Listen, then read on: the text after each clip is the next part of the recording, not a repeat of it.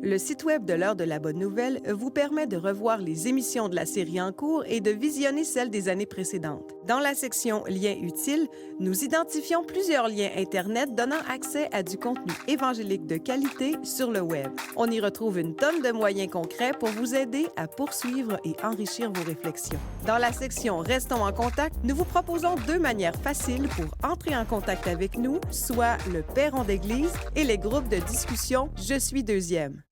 Martin, Jésus est vivant. Moi, je crois que Jésus est vivant. Quelqu'un, je dis, tu sais, il y avait à un moment donné, on parlait Dieu est mort. Tu sais, il y avait des philosophes qui avaient lancé ça. Dieu est mort. Puis il y avait quelqu'un, un chrétien, qui avait dit non, non, il n'est pas mort. J'y ai parlé un matin. Puis en fait, qu'est-ce que je trouve, c'est que la vie chrétienne, tu sais, on parle souvent du pardon de nos péchés. On parle de l'assurance d'aller dans la présence de Dieu, là où le péché, la mort, la guerre sera plus. Puis c'est vrai.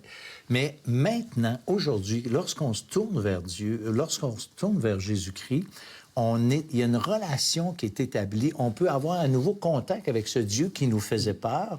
Et ce Dieu-là se révèle dans la parole. Et tout chrétien que je suis, et généralement les chrétiens évangéliques, ont une des caractéristiques suivantes, c'est qu'ils lisent la Bible sur une base quotidienne. Moi, cette année, ça va faire 50 ans que je lis la Bible à tous les jours. Puis même beaucoup plus qu'une fois par jour, dans le sens que là, depuis beaucoup d'années maintenant, je vais plus loin que ça. Mais il y a une relation qui existe avec Dieu lorsqu'on marche avec lui, lorsqu'on a été pardonné, lorsqu'on a été lavé de nos péchés. Bien, on a établi ce contact, puis on est complètement libre de lui parler et il nous répond. Comme pas plus tard que ce matin, exemple, je lisais un psaume et ce psaume-là m'a encouragé.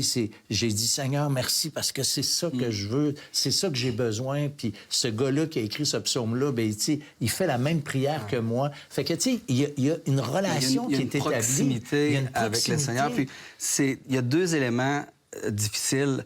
C'est que ça fait 2000 ans, c'est loin. Puis, ici et là, est au ciel, c'est loin aussi. Mais oui, quand on vient à lui, puis on devient son enfant, le Saint-Esprit vient nous habiter. Puis même le Seigneur Jésus, il l'a dit à ses disciples. Hein? Puis on peut le lire dans Matthieu 28, 20. Le Seigneur, il va leur dire « Et voici, je suis avec vous tous les jours jusqu'à la fin du monde. » Et moi aussi, je vis cette relation avec le Seigneur.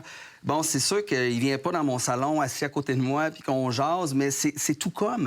Parce que je prie, je le sais qu'il est là, je le sais qu'il m'écoute, je lis les Écritures, puis je l'entends pas audiblement, mais à travers les Écritures, il me parle. Dieu nous parle, le Seigneur Jésus nous parle. Donc, il y a vraiment une proximité, même si ça fait 2000 ans, puis même si... il parle à nos cœurs et au ciel. Voilà. Écoutez, merci beaucoup d'avoir été là.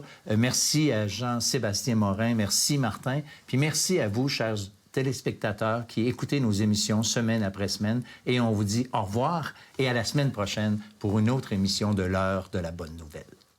La note de passage, c'est pas 60 %, c'est 100 %. Je dois être 100 % saint, 100 % parfait. La Bible dit qu'on est tous imparfaits.